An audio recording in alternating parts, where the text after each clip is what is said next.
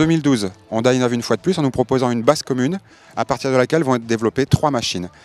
L'Integra 700, la NC 700S et la NC 700X que nous essayons aujourd'hui. Cette plateforme commune s'articule autour d'une mécanique commune évidemment. Donc là, en l'occurrence, il s'agit d'un bicylindre parallèle de 670 cm3 avec la particularité d'avoir un vilebrequin calé à 270 degrés, ce qui va lui donner un petit peu de caractère. Il est disponible en 2 puissances, 35 et 38 kW, soit environ un peu plus de 47 chevaux ou un peu plus de 51 chevaux. Pourquoi cette différence de puissance? Tout simplement parce qu'en 2013, il y aura une nouvelle réforme sur les permis de conduire et les jeunes permis ne pourront accéder à des machines qui ne développent que ces 35 kW. Cette moto se destine donc aux jeunes permis, mais pas seulement.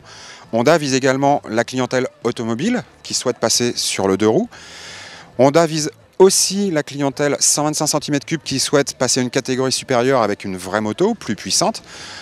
Mais effectivement, avec 50 chevaux, Honda n'a surtout pas voulu créer un moteur de course. Au contraire, Honda a voulu fournir un moteur accessible au plus grand nombre.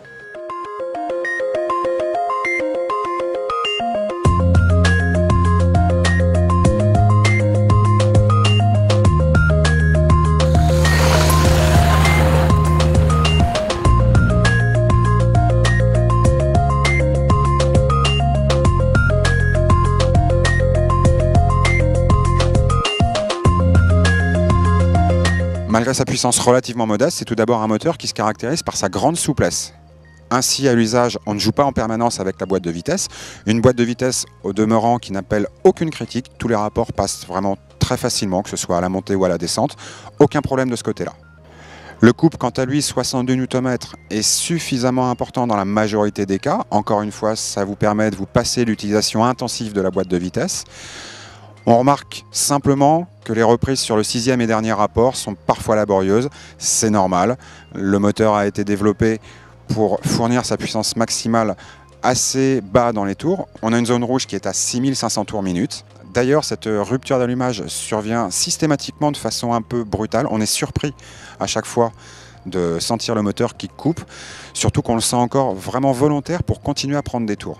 Un autre paramètre non négligeable, c'est aussi un moteur qui a été conçu pour consommer peu de carburant. Honda annonce 3,6 litres pour 100 km. Il faut savoir que cette consommation de 3,6 litres au 100 a été obtenue avec la boîte de vitesse DCT, la Dual Clutch Transmission qu'on a découvert chez Honda l'année dernière avec la VFR 1200, qui était positionnée sur le mode Drive. Donc là, la boîte était en tout automatique. Elle sera disponible sur la NC 700X à partir de mi-avril 2012.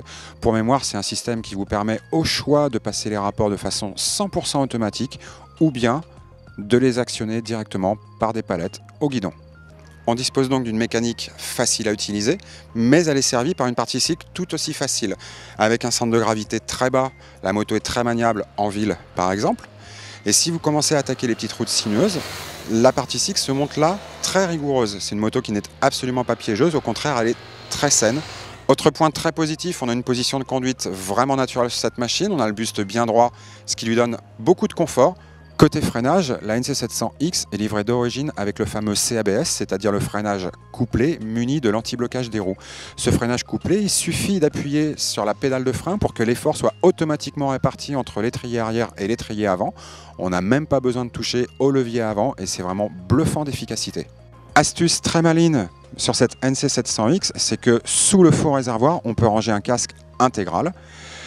Le vrai réservoir étant lui situé sous la selle, et puis on va commander l'ouverture de ces deux trappes, donc celle du faux réservoir et celle du vrai réservoir, grâce à la clé de contact.